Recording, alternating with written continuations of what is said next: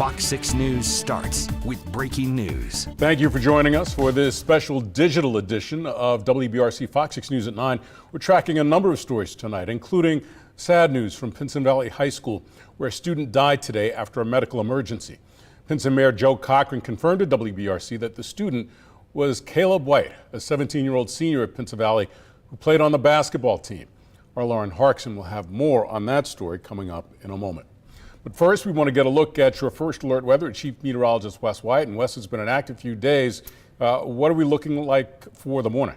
Well, Steve, it looks like some more wet weather rolling in tonight, more thunderstorms during the overnight, and basically over the next few hours, the rain's going to start increasing. You can see already behind me, First Alert AccuTrack, we do have a storm that has popped up near Jasper, so you check your First Alert weather app. You probably have some lightning and precipitation alerts now starting to pop up anywhere from Jasper to Carbon Hill. The way this is moving, if it does hold together, we might see some of this rain here around parts of Jasper, but Saragossa, Prospect, Pocahontas, Carbon Hill, Flatwoods, just a lot of communities in here at this moment being impacted over Walker County. That's a non-severe storm, but new data showing us what's next. You can see how even more of this wet weather and these overnight rumbles will be materializing here over the next several hours into the early morning. A lot of this moves through while we're trying to get some rest early in the day. I know we had some rumbles earlier today, but a first alert for more storms and some heavy rain. And some of this wet weather is going to be left over by 6, 7 o'clock. Still some rain showers and storms out there that could impact the morning drive tomorrow. So giving you that first alert for those impacts there early in the day. So rain overnight. The risk for severe weather is much lower compared to last night, although localized flooding is a concern. Might get some gusty winds and again frequent lightning with some storms, but we might catch a break midday, but we need to watch out tomorrow afternoon for some more development. But some changes are coming, including some drier weather, and I'll be showing you that next in the 7-day forecast. Thanks, Wes. We want to go back to that sad news from Pinson, where a high school student is dead after a medical emergency that took place at Pinson Valley High School. WBRC has been following this story all evening. Our Lauren Harkson now from Jefferson County with the latest. And Lauren, the student we understand is identified as Caleb White. Yeah, that's right. I spoke with Pinson Mayor Joe Cochran this evening, who said he actually knew Caleb White personally, adding that he is absolutely heartbroken, of course, right along with Caleb White's family and his friends. Now, while we were at Pinson Valley High School earlier today, we saw plenty of students outside crying, hugging. A devastating start to the school year for these students. Jefferson County Superintendent Dr. Walter Gonsolin told us the young man was a 17-year-old senior who played basketball. Leaders say he suffered a medical emergency at school today and was pronounced dead at the hospital. Dr. Gonsolin says whether it was the third day of school or the third to last day of school, the hurt and the pain is still the same. It's hard to lose any one of our members, whether it's faculty, staff, or students, but it just hits a little different when it comes to one of our students, especially a senior in the senior year, with his whole life ahead of him. Mayor Joe Cochran shared with me a statement reading in part, quote, "I was honored to know Caleb personally and loved the spirit he carried. Life is fleeting. Enjoy every day as the treasure it is. I know Caleb did," end quote. Now, the superintendent said they are going to have grief counselors available. He said they had them available tonight. They'll also have them available tomorrow morning for faculty, staff, even students, if anyone's in need of talking with someone. Live tonight in Jefferson County, Lauren Harkson, WBRC Fox 6 News, on your side. Another developing story tonight. A Birmingham police officer recovering from injuries resulting from a chase this afternoon. I want to give you a look at the scene on the 6800 block of 2nd Avenue South, where the suspect's vehicle crashed into a police cruiser. Now, police say officers were called to a business on 4th Avenue South because people thought they saw a thief. The person ran when officers arrived and they chased him until the crash. We're told the officer and the driver of the other vehicle were treated at a hospital, but there were no serious injuries. And in Blount County, we're still trying to figure out what led to the crash that injured a sheriff's deputy there.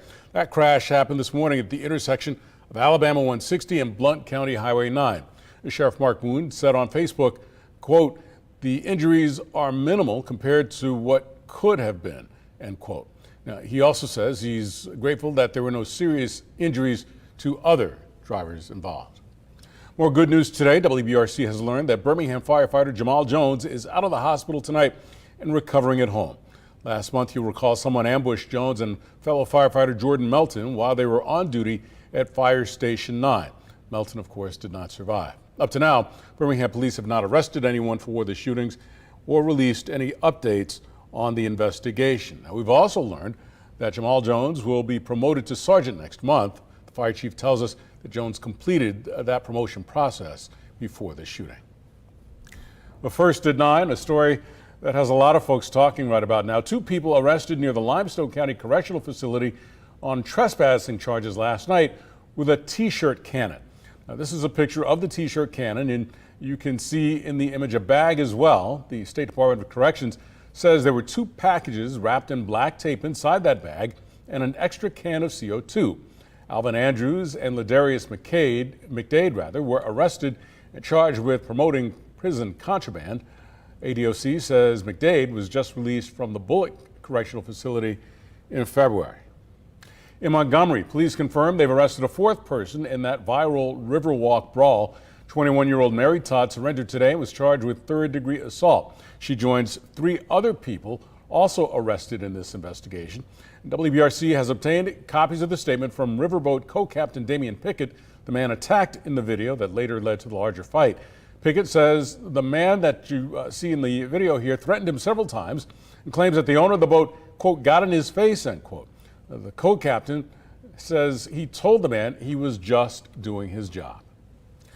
Now, back here in Jefferson County, a man from McCalla is dead and police are searching for his killer after a shooting in Midfield yesterday. Now, we're told the 28-year-old Dion Dunklin was shot and killed in a barbershop around 6 last night. He was taken to a hospital where he was pronounced dead. Police say an argument inside the barbershop led to the shooting. If you have any information on what happened, you're asked to call police. 2 months after initially granting medical cannabis licenses, the Alabama Medical Cannabis Commission reissued licenses to businesses today. The licenses were originally granted in June, then quickly withheld after the commission says they discovered tabulation errors. Today, the University of South Alabama says an evaluator accidentally submitted their score twice for one of the integrated cannabis licenses. That then had a trickle-down effect on all of the average scores. Simply put, a double click threw the largest license category into chaos. These licenses will allow businesses to transport, create, and sell medical marijuana throughout Alabama, but it's expected that appeals and lawsuits will be filed challenging the granting of these licenses. Back to school with WBRC and Shelby County Schools welcoming students today.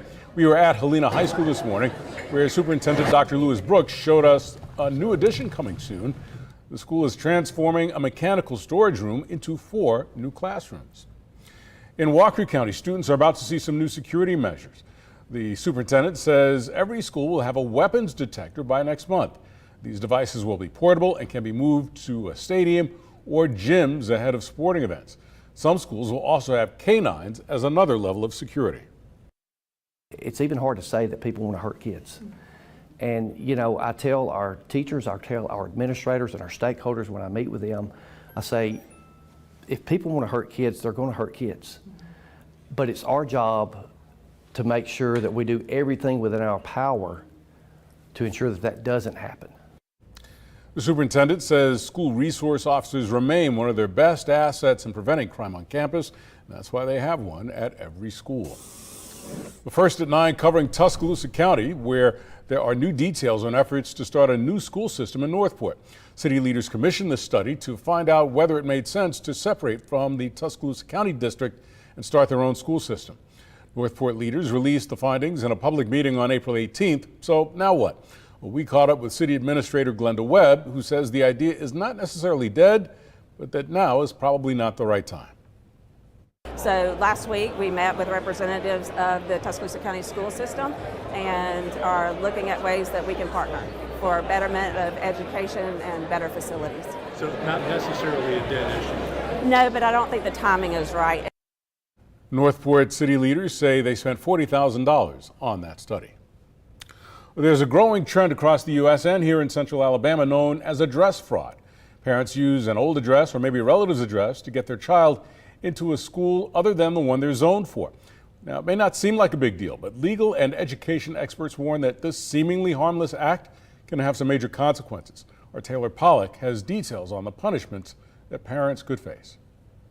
There are no laws in Alabama that specifically target those who use non-primary residences to get their child into specific school districts, but both legal and education experts I spoke with say there are still consequences people will face and that there are legal ways to move your child. Everyone knows someone who's done it before, used an address that they don't currently live at. Attorney Darius Creighton says he's seen it before. Parents using different addresses to get their kids into a certain school district, even if the child does not live there. In Alabama, some districts have tried to bring lawsuits against people they suspect are doing this. There have been some cases of Alabama prosecutors bringing charges for, say, larceny, which larceny or theft of services or, theft of property, that sort of thing. If you're discovered to be doing this, your child will likely get kicked out of that school district. And according to the Alabama Educators Association, the act can affect more than just one student. Students that are not in their proper place during that funding window will have